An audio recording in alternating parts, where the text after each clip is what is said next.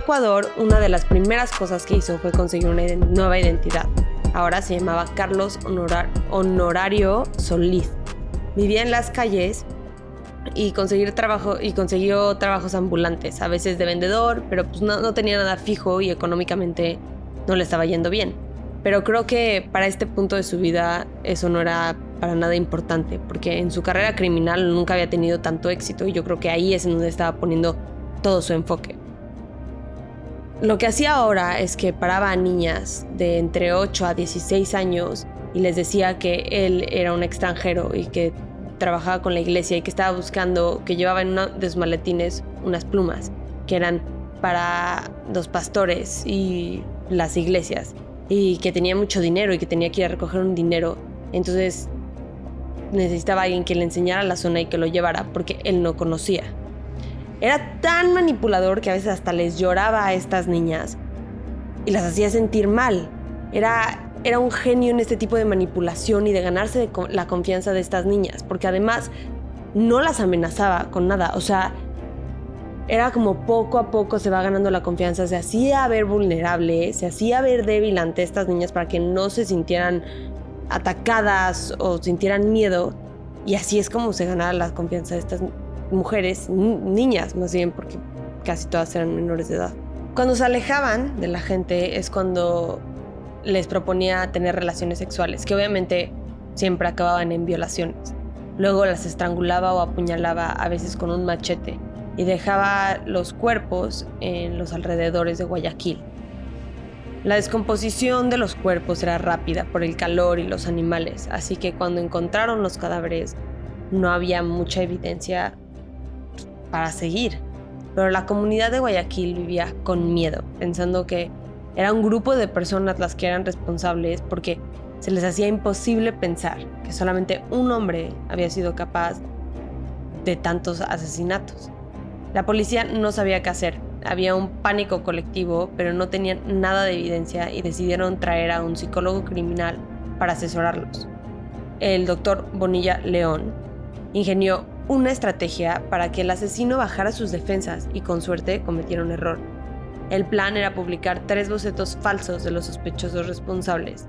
Una estrategia un poco riesgosa, en mi opinión, porque imagínate que te parezcas a alguno de los bocetos y tu familia cree que tienes algo que ver, o tus amigos, o la gente que te da empleo, y ahora ya estás tú en medio de estos bocetos falsos. O sea, yo creo que sí pueden llegar a tener un daño en las personas, pero quién sabe, también para que alguien sospeche de ti solamente porque te pareces una foto. Puede que tengas algún historial violento o algo así. Entonces, no sé, pero se me hace una estrategia un poco riesgosa. Pero poco después de esto cometí un error, aunque no estoy muy segura de que haya sido gracias a la estrategia de la policía.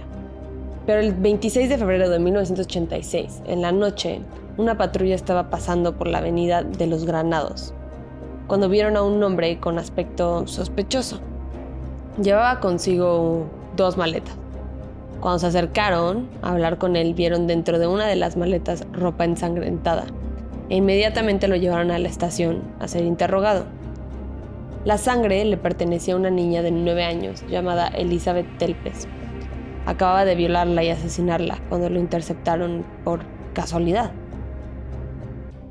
Las primeras declaraciones de Camargo se fueron desmoronando poco a poco, empezando porque encontraron su identidad verdadera y pudieron ver su historial y que se había fugado de su sentencia del asesinato de una menor de edad en Colombia. Otra parte de su declaración, que después fue desmentida, es que implicó a Jaime Rodríguez y Jorge Chávez, y por lo que entendí de varios reportes y documentos oficiales, es que la policía puso un poco de presión para que implicara más personas, porque no creían que él había sido capaz de tantos asesinatos sin haber pedido ayuda, al menos en algunos, porque además pues no era un hombre amenazante. O sea, tenía 55 años, era flaquito y medía 1,65, lo que mido yo. O sea, que no era un hombre que imponía físicamente. Y la policía pues estaban necios de que había sido más personas quienes habían formado parte del crimen, ignorando la opinión del doctor Bonilla de que por la manera en la que se hicieron los crímenes, esto a fuerza había sido él solo, porque era muy específico la manera en la que se hacía. No parecía que habían sido muchas personas. Pero la policía completamente ignoró su opinión. Y Camargo hasta luego, él mismo admitió que había sido él solo, pero por alguna razón esto fue ignorado. Porque los primeros cargos oficiales en su contra fueron 29 homicidios que había cometido en complicidad con los hombres que les mencioné y 6 otros homicidios que había cometido él solo. Pero el único juicio que se hizo fue por el asesinato de Elizabeth, la última víctima. La razón por la cual no metieron el asesinato de las 29 mujeres es porque no tenían evidencia de los supuestos cómplices. Pero tenían mucha evidencia de que había sido él solo, porque además de esto, en el juicio, Camargo los llevó a muchísimas otras víctimas, a 71 cuerpos de mujeres, todas mujeres. Pero eran tantos cuerpos y tanta evidencia que se iban a demorar demasiado tiempo en recolectar todo. Entonces dijeron, pues bueno, primero vamos a hacer el juicio contra Elizabeth. Así que el caso más seguro era el de Elizabeth, por el cual le dieron la sentencia máxima. Y agárrense, porque a mí me choqueó esto.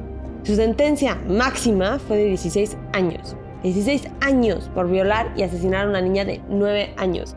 Así era la ley en ese entonces. Con lo que nos quedamos es que lo sentenciaron por el asesinato de Elizabeth. Pero están seguros que fue el autor de por lo menos 71, o uno de los autores de por lo menos 71. Pero realmente se sospecha que el número puede llegar a más de 150 y que realmente no tienen ninguna evidencia de que alguien más estuvo involucrado más que él. Para mí, esto no es justicia.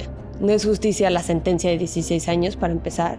Pero además de esto, solo le hacen justicia bajo la ley a una de las víctimas, no más. Y por lo que yo entiendo, los otros asesinatos no se estaban investigando, o al menos no había récord de que se estuvieran investigando, ningún papeleo y procesando en algún tipo de corte o que habían algunos documentos legales, no hay.